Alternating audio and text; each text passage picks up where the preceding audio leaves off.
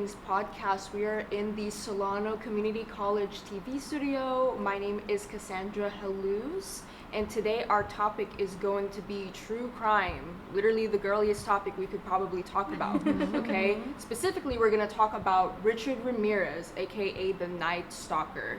I'm joined here today with Maxine Fullen, America Perez Ochoa, and Brianna Lowe. Okay, y'all, let's get into it, okay? How did he even become this way? Like, what even went on? Yeah, so Richard Ramirez was born February 29th in 1960 in El Paso, Texas. He was born to Julian Tapo Ramirez and Mercedes Munoz Ramirez. I believe he's the way he was because of his father's upbringing. So we know how he was born into a family where Richard Ramirez's grandpa was a single parent and very abusive. They were a very hardworking family, but education was out of the window. His grandpa held a lot of anger in his heart because he was the only parent raising all of his kids.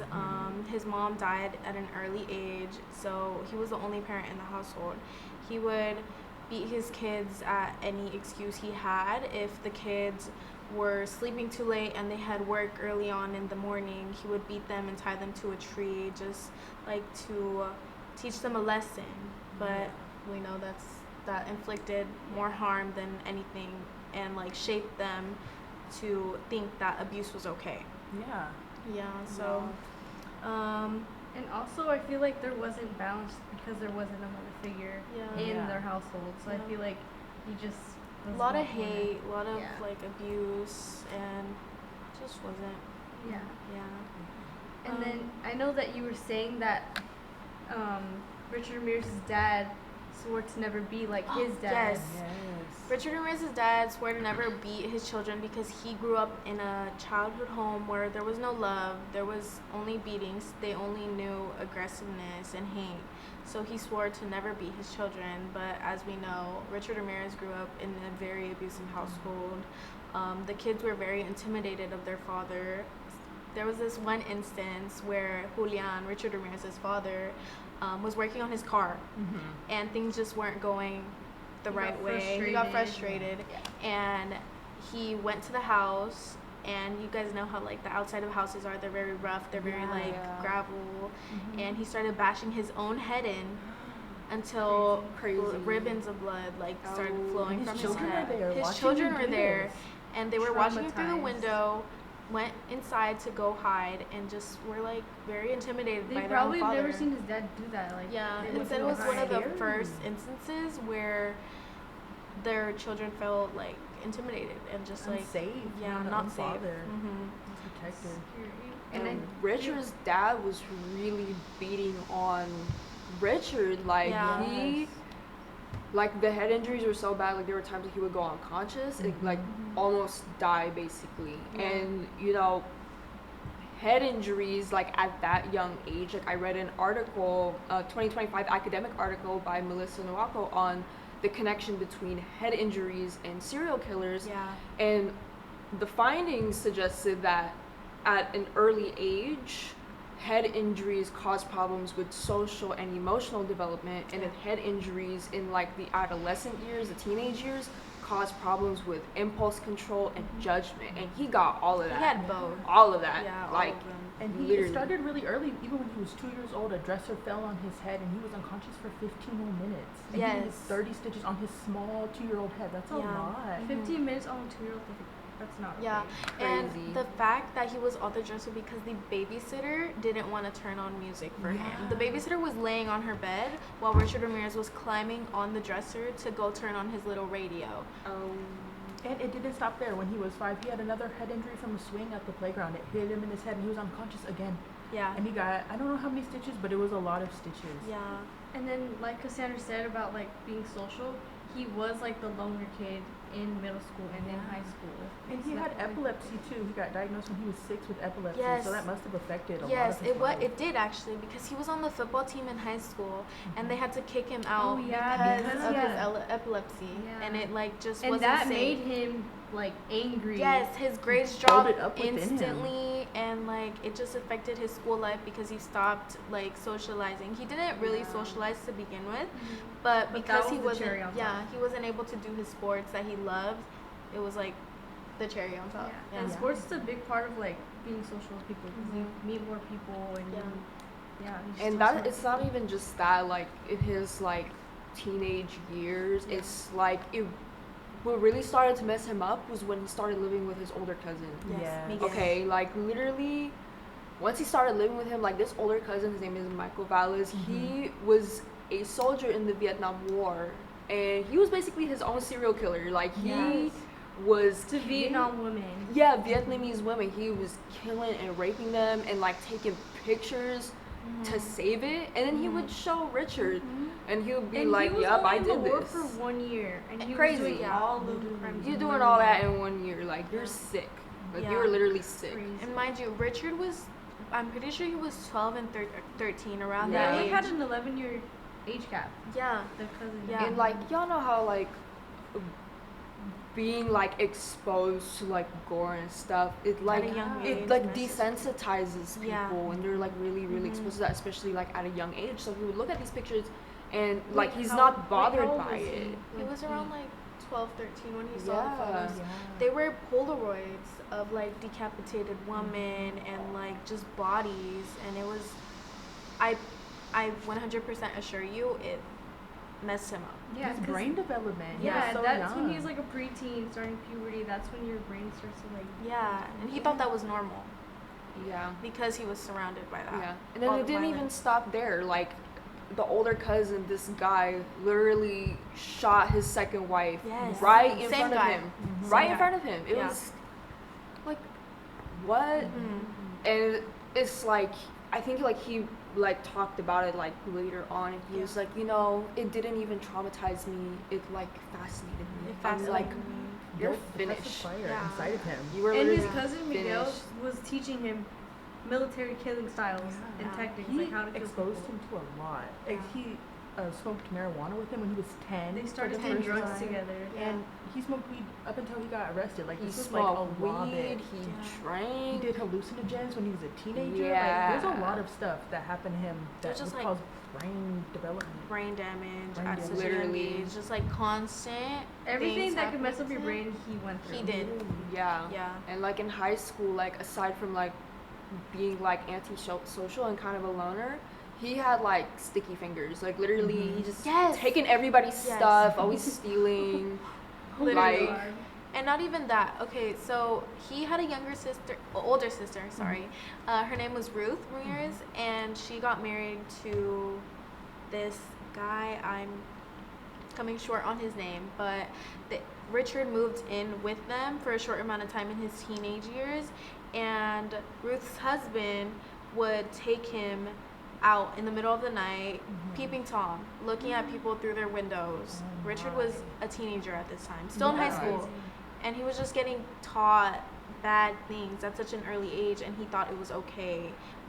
Not okay. and like obviously. that, the freak stuff is like he's spying on women like in their homes and stuff. That definitely Links. like shaped Yeah. like his later crimes because Yeah. he's over here like not respecting Mhm. like the privacy of Yeah. people's homes, Yeah. literally. So yeah, honestly, so crazy. But you know, let's get into his crimes, what he did. And his crimes didn't even start with just Night Stalker, like his Night Yeah. Stalker era. It was literally like early on, okay? Yeah. He held a job, okay? Well, he dropped out of high school, probably like 9th or Yes. 10th grade. Yes. And he held a job at like a motel, like a Hotel 6 Yeah. type of deal, and he would use the master key to unlock people's hotel rooms and steal their stuff. Yes. Literally. Yes. How'd you even get the job? Like Exactly. you dropped out of school, literally. Like nowadays you need a high school diploma to For get a job. Like everything. literally. Yes. So I'm like, how did you even get the job? It was very, very chill back then, I guess. But not just stealing people's things. He like molested kids in elevators, and he even lost his job because he went into somebody's room and tried to rape a woman, and her husband thankfully caught him and was beating that ass, like literally just beating on him, okay? But the thing is, the charges were dropped because they were out of state and they didn't want to come back to Texas to testify against him. So he literally got away with it. It was that crazy. There was this one instance with a little 9-year-old girl at the hotel, and she was looking for, I'm pretty sure, like a dollar bill she had lost, and that's just like her innocence, you know? And Richard lured her into the basement of that hotel and murdered her. It was a cold case for 25 years until fingerprint DNA showed that he was the one who did it, and he was already incarcerated at this time. And I just feel like it's crazy because there was no justice for that little girl. Her parents had to live with that for 25 years, that there was nobody held accountable. She was found hanging from a pipe in the basement. She was beat, raped, and stabbed. I'm sorry. That was actually the first Night Stalker crime. That's where it first started. 1984. That was April 1984. Yeah, April 10th, 1984. Okay, the victim's name was May Lung. She was only 9 years old. It was so sad. And yeah, over the span of that time, it was in the Los Angeles and San Francisco area. He killed like over 15 people. And it was like, what is it, like maybe like a year of just doing that, and there was like a gap in between, so it was like just a short amount of time that he was doing that. And he didn't discriminate against his victims. Elderly people, adult men, children, even not a lot of criminals target children. And he didn't even matter to him. Everything. I know one thing that I was looking at, he attacked 2 roommates, Dale Okazaki and Maria Hernandez.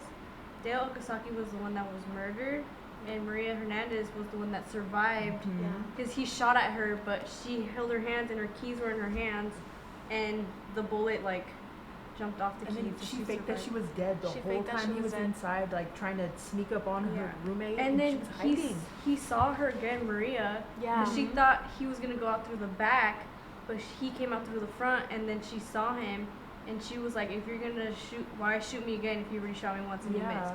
And then he saw no fear. He was like, "You right. He saw no fear in her, so she left. And what made him do these was the fear in people's eyes. Because he said that's what made him kill people. That's so like sick. literally the fear in his eyes was made him like fascinated. Like his whole thing was literally like breaking into people's houses. And guys, like back then, people were not locking their door. People weren't locking their doors or their windows. Because there was no true crime then. There was no why?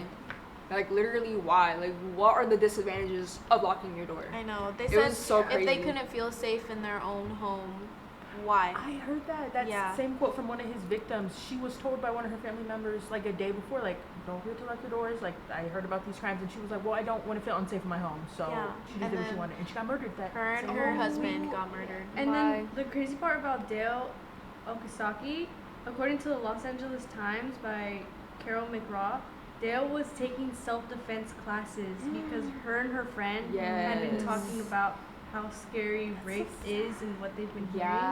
And she took self-defense classes, and she was the one that was murdered, which is so sad. And there was this case of this 15 or 16-year-old girl. I think her name was Whitney Bennett. Yes, she was in her room and she was sleeping. She was literally sleeping when Richard opened up her window, and I'm pretty sure it was painted shut, so no one could open that door. But you know, he had his intent of going in there and doing something. So he opened up the window and started bashing her head in with a tire iron. And there was at one point where he saw a telephone cord and wrapped it around her neck. Yeah, because he was trying to find a knife, but he couldn't. Yeah, he couldn't find a knife. And as he was doing that, sparks went flying, and like I'm pretty sure he got electrocuted, like a little minor electrocuted. And he took that as divine intervention. He said, God saved her, I can't do anything about it, I'm working with Satan. So he flew away from the scene, like ran away, coward, and she survived. Yes, she survived. Yeah, and then like a lot of these crimes, not only would he just break in, but he would like after he's done like killing them and doing whatever, he would like steal from their homes. Yeah. And he again. would like make himself comfortable. He would eat stuff in their fridge. There was He this would one kid, sit he there. ate a cantaloupe. Cantaloupe. I think it was in the Bay Area, if I'm not wrong. Yeah, because he moved. He switched. And he would, they would say he would be in there for like 2, 3, 4 hours after. Yeah. And He just did make every himself at crime. home. He didn't Just care. walk out. Yeah, not and then even there was running. even one, like one of the earlier ones, like he literally like after like raping and killing this woman, he like cut out her eyes and he just kept it Yeah. in as her a- jewelry box and yeah. he just kept it in his place. It was, oh my god, Crazy. like literally so crazy. And he also would kidnap children, sexually assault them, and then let them free, like abandon them Yeah. on the road. Literally, he would abandon. Like I saw this testimony from a girl. Mm-hmm. She was saying when she got kidnapped by him and like he did stuff to her, he left her at a gas station and he said, "Call 911 because I'm not taking you back to your house." And he was Your not parents will come get you." prosecuted for a lot of those crimes that Yeah. he did to children because they didn't want to put them through the trauma of a trial, which I understand, but still, like, I feel like it could have gone. He could have gone through so much more like sentencing and like Yes. trials and Yeah. but they just didn't.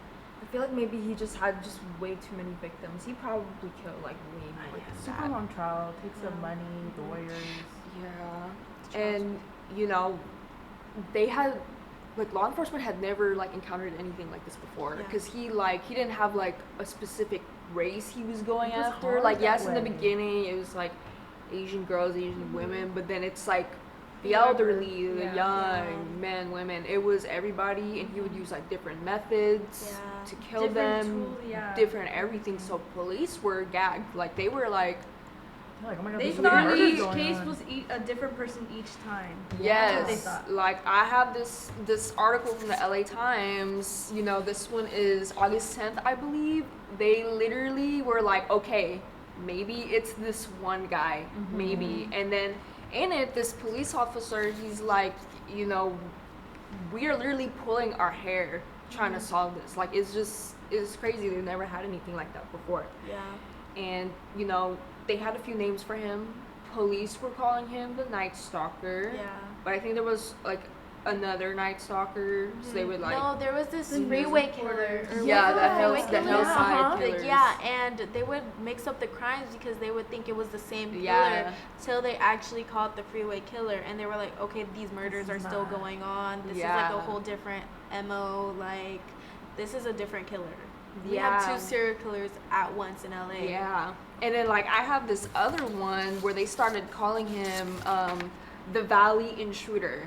Literally. I Like remember news that. reporters. Yeah. So all of that. and in this they also call him the Night Stalker, but that was what they were calling him at first. Yeah. Valley Intruder, walking killer, because he's literally just walking into people's homes and like doing whatever. Literally. And then you know they were literally just so panicked and they just didn't know what to do. Yeah. And so, you know, solving this crime was like they were Hell. practically working with nothing. They were Yeah. like, what the hell? Like, what's going It's too on? broad, way too broad Yeah. of evidence, people, stuff like that. Yeah, and I think the most interesting thing about this case is how it was solved and how he was caught, Yes. right? Definitely. And so I think the one piece of evidence that was like consistent throughout his crime was the shoes he was wearing. Yes. Shoe Yeah, prints, those all Avia that. shoes really got him caught. Re- Mhm. It honestly didn't, because at first, you know, they were noticing like this shoe print, right? They were Yes. like, okay, this shoe print it's like showing up throughout the crime scene. Yes. He even like stomped out one of his victims and left a shoe print on her. And Yeah. so police was like, okay, let's see. They were comparing like to Nike shoes, whatever, Yes, whatever what in shoe size are stores. these? What size are these? And then they ended up contacting like Avia, the manufacturer, and they yeah. were able to pinpoint. Yeah, this one guy, he flew out Uh-huh. to Oregon where Literally. Mhm. where they manufacture To go them and chase all the that. lead, and they were like, okay, how many have you sold in this area? How many Yeah. went this country? How much went to here in LA? And there was only one Yeah, that black one- Avia shoe. Yeah, that one specific shoe. They were in size even 11. size Yeah. 11. Size yes. 11. Chances, literally, They what are the said chances? 5 or 6 came to, or no, 1 came to California and then 5 went to Arizona. Yeah. And they linked it to And It you know was he somewhere does, in LA. and like I seen a picture of the shoes. He the only one buying them, honestly. Yeah. Like, it's that one It's shoe. his, yeah. And that information was like critical. Yeah. Police was like, we cannot let this leak out, and it Yeah. almost got leaked out because This journalist. yes, Laurel Erickson. I think she was in NBC News. I'm Yeah. not entirely Yeah. sure, but she called them up and she's like, I know about the Avia shoe. I know about it. And they're Y'all like, gonna have to "Where'd you give me get this something." information. Yeah, they're like, oh, like some like cop like leaked it to her, but she was basically like, I'm not gonna leak it, but I need an interview. So Yeah, run me my I need an interview. interview Let me from see, let me see. Detective Gotta go. Gill. And Salerno?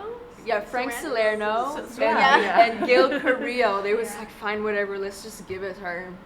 And then to backtrack a little bit, Detective Gill was the one on the Dale Kasaki case, and he was seeing how there's all these other murders that were being committed, and in his head he was just thinking, he's like, this has to be the same guy. Yeah. But no one Yes. was believing him, and Yeah. then Frank Salerno, one of like the biggest detectives, asked him like, can you join me in this case? And then once they found the shoe prints, that's when they connected it all, and then Gil was Yeah. like, I totally And bet. wasn't Detective Gill like a young detective? Yeah, He so was, they like, didn't new. see him as like Yeah, they weren't experienced taking or him anything. serious. Yeah. That Yeah. was like his key case. Yeah. He ate with that case. Yes, but like, literally not even the press, but like when the one of the murders in San Francisco happened, Yeah. and then now police over there are working on it. Literally, the mayor in San Francisco, Diane, She spills the tea. She spilled everything about the literally case. said everything. Yes. The knows. shoe.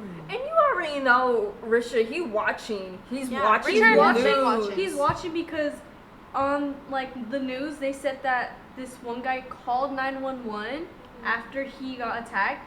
So every time Richard would go kill someone, he would disconnect the cords so no one would call 911. So that's how the police found out he's looking at the news. Yes. He Yeah. knows everything. And so he watches that, and he's like, all right, I better throw these shoes out. I don't even know if he got another pair of Yeah. shit. I mean, like, he was homeless. I don't even know if he could have afforded another pair, but, like, Yeah. literally, it was...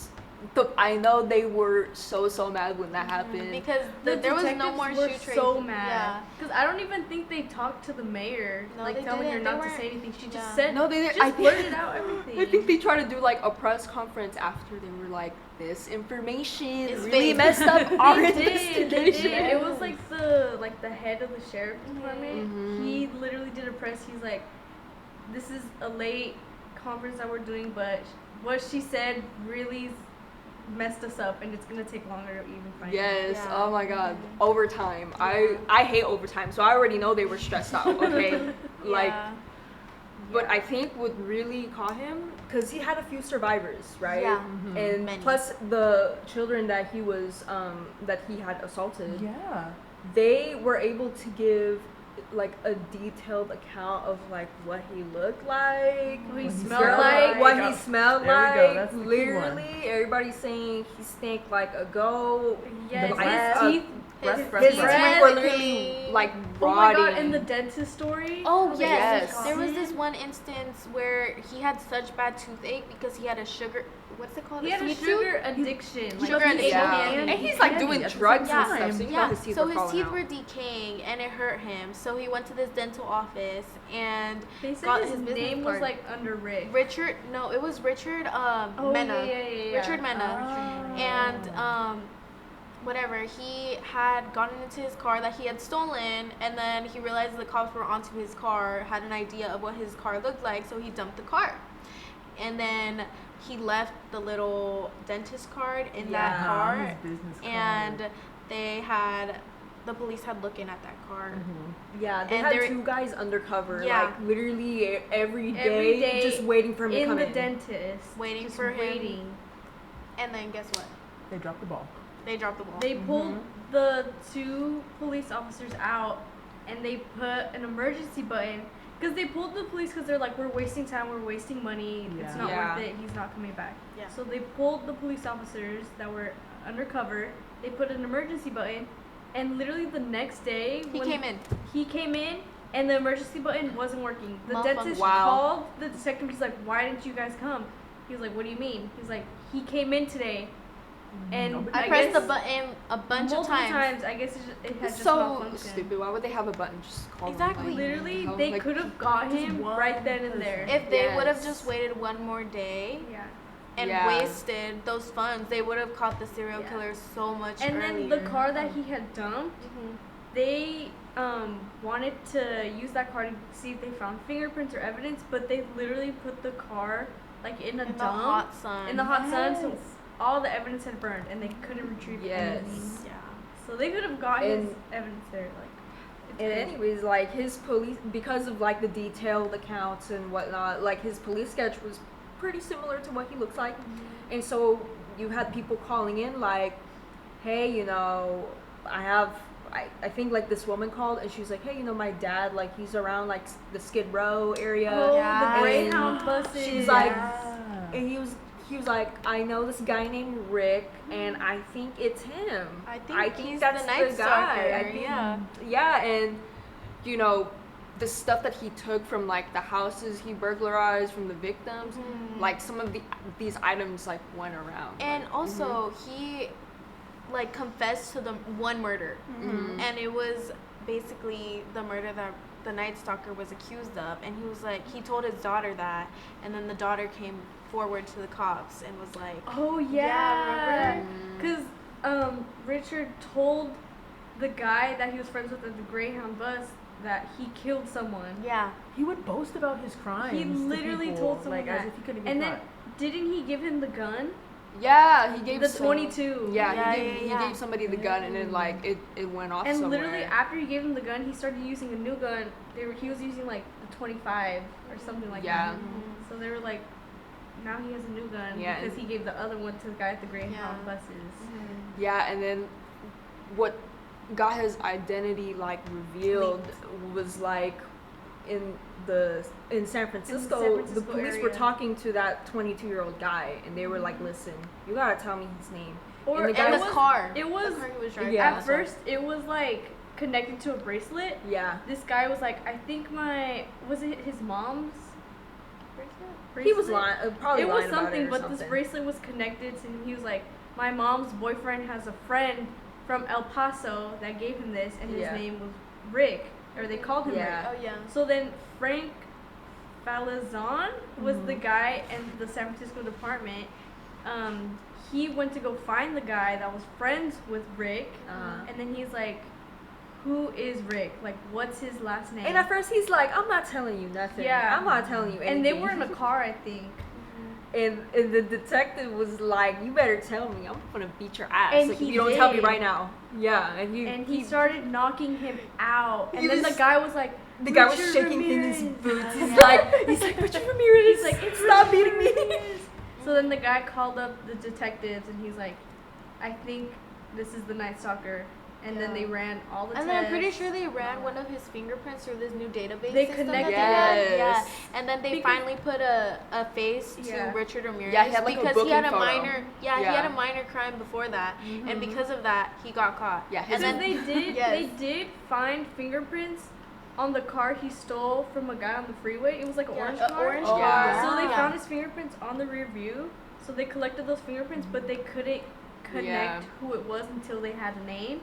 And then that's how they connected Yes. Connect them all. And then they had that mug shot. They was like, okay, we don't know if we want to, leak it or not. But they were like, fuck it, we're just gonna leak it. They didn't know because the public was gonna find out if they held all that information.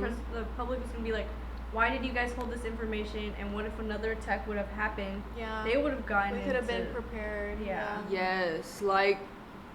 Yeah, they just put up that picture, All and it the was newspapers, on the magazines. news. It was on the news. He loved that Everywhere. media attention, though. He did. He did. Even when he was in court, he wore sunglasses. He wouldn't take them off after he knew about his following, all the women that would come. And he would like face the cameras and have his pentagram and Or shit. at first, like before he got captured, he didn't know. Yeah, it he was had that like big. no He didn't idea. know He anyone was at the knew. I think he was like visiting somebody in Texas, and then like I guess went they to a weren't liquor there. Arizona, didn't he? He went somewhere. In He the went Greyhound. somewhere, but then Yeah. like they weren't there, so he came back, and then he was at He a was gas on the bus, station.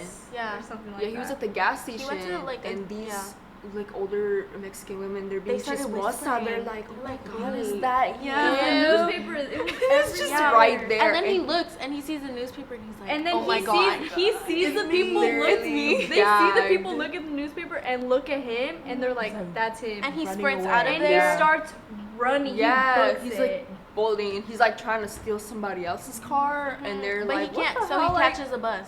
yeah, he's trying to Yeah. catch the bus, and then eventually, like, these group of people like catch up to him, and they're just like, mink. With They're the just- pipe, with the metal pipe. Yes, And they're it like, was in a neighborhood. Yeah. yes, they they caught was him. mink.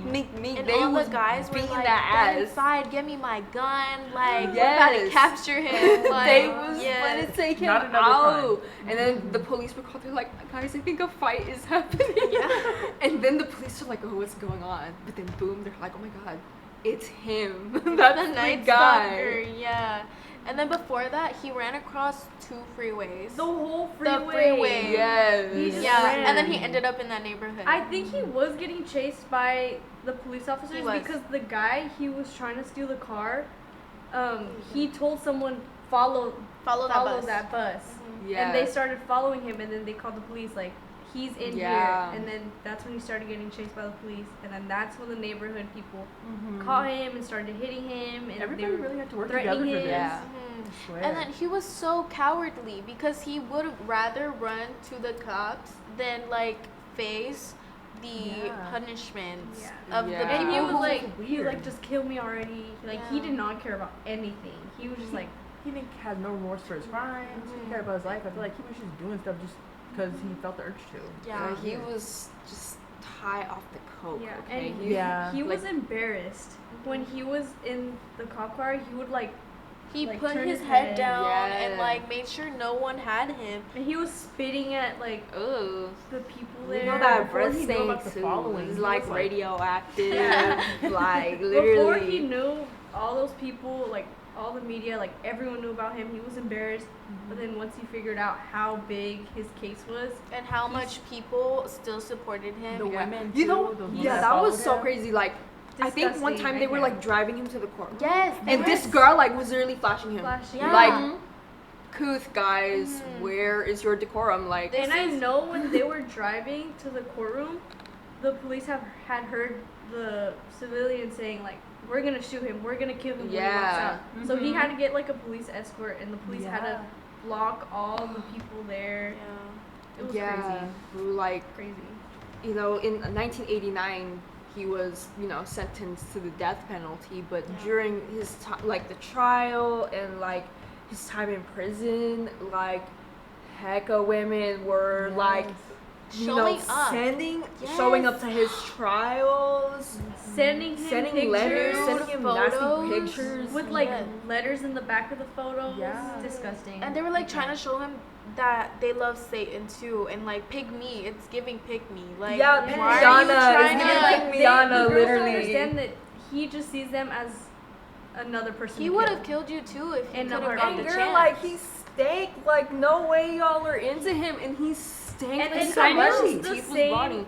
same news reporter, Laura, what was her name? Laurel Erickson. Laura Erickson. She was saying like, why were girls so attracted to him? They're saying that it was the bad boy Oh, yeah. representation. And they like, were love really, that too. girl. He ate that up. That's why he put them sunglasses on. He's Yeah. like, Exactly. "I He like was it." feeling himself in those sunglasses, 'Cause he was girl. smirking And in like those he drew pictures. that pentagram. He thought he was having his little moment. And he said "Hell Satan" when he did that. He like screamed it to While the he left, courtroom. In the he was like, courtroom. "Hell Satan." Mm-hmm. Like, you thought you ate, I guess. But yeah, he did get married. This one Yeah, lady. he got got married. married? He got married in prison. Wait, I did Yeah. not know The that. lady's name Yes. is Doreen Boy. Oh my Yes. He god. had 19 death sentences, but he still got married. Like, I guess Yeah. nobody's too far gone. Insane. Like, just her Disgusting. alone, she sent him over 70 letters. Like, Yes. you are down bad if this is the Mhm. guy you're marrying. Yeah. Like, literally. And I think before, like, he died of Cancer. lymphoma, like cancer. Yeah. But At bef- 53. Yeah. Mhm. And before that, she was like, oh, when he gets executed, I'm gonna, like, kill myself too. Yeah. But then I by heard the that. But by the time he died, he was engaged to another Exactly. Like, you're not girl. special. Like, Crazy. you're I not. know Laura Erickson again. uh-huh. When she found out how he died, she was like, "What a peaceful way for him to die Yeah. after all the All things the he did." crimes he committed. Like, She's they like, didn't get cancer is to. nothing to him. And he was in the hospital too. He didn't even die in jail. He got to live in a Exactly. comfy bed before he died, which is so messed up. Exactly. Like, his victims didn't. Like His at that victims point, got the most they should have brutal. just let those neighborhood people just like They you should've know, him. knock him out, like literally just finish him, Yeah. literally. Like so crazy. Oh, but I wanted to end like a little informational good note. Yeah. So one of his victims, Whitney Bennett, she, grew, and then Detective Serrano, is that his name? Detective Salerno? Salerno. I'm Yeah. so sorry. Detective Salerno had his retirement party when she was 20 years old, right? And she got Detective Salerno's son's phone number Matchmaking, that day. matchmaking. Yes. Okay. And then they went on to go get married. That's kind of sweet. That's a good Yeah. note to That end on. honestly, like her story, like gagged me a little bit. Yeah. I'm like, Yeah. nobody is more powerful than a 16-year-old girl. Like literally, Yeah. he's like trying to kill her, and then like he's seen that the electrocution. He thought like Jesus Christ was saving her. Like literally, you were gagged. You could not kill her. But I feel like Literally. this case wouldn't have been nothing without the two detectives, Yes. Detective Yeah. Gill and Detective Frank They Salerno. worked Shout out their Detective butt Gill. off. Them. Yes. Yeah. Because they were like working day and night. Yeah. Gill would get calls 3 a.m., come in, and then the wife would be like, "Who did he get next? Yeah. Who did he kill Yeah. next?" Yeah. And he would. And there was this Overtime, one yeah. time where he literally sat down and he was like, I'm gonna get like 2-3 hours of sleep. Gonna untie his shoelace, he gets a call. Yep. Yeah. And then he has to go back into work. Oh, I I know can't they was imagine stressed how out with that draining case. That whole case was for the both of them. Yeah. Yeah. I feel like nothing, like that couldn't happen like in today's time because like it's like you ever like have like an older family member, they're like, it used to be so safe back then. We didn't even have to lock our doors. Like clearly you had to lock your doors. Yeah. No, 'Cause yeah. this was happening. At I your remember fingertips. asking my dad, like, because he was born in the 80s and, like, all his siblings were too because he's the youngest. He was like, my dad, my grandpa, he would put wood on the doors and the windows during that time. I would too. Girl, I put metal. Yeah, and No, he you're would not not getting in let my my house. aunts go outside because they were like in their teens. Yeah. They were like out in the mall with their friends. He would not let them go out at all. He would have them stay inside. He did not trust anyone, anything during that time and during that Yeah. case. Like honestly, like me learning about this case, like I was already like kind of a paranoid person to begin with, but after this, like I was so scared. I was terrified. I could not sleep, and literally, I just be checking my doors. Like even though I'm like sure I locked it, I'm Me too, still me going too. to check. And like I'm scared of guns, but bitch, I have one. Anywho, well, that's everything about Mr. Ramirez. Like that, he was literally so sick. Yeah. But yeah, this is the Just Girly Things podcast. I am your host, Cassandra Haluz, and we will see you next time.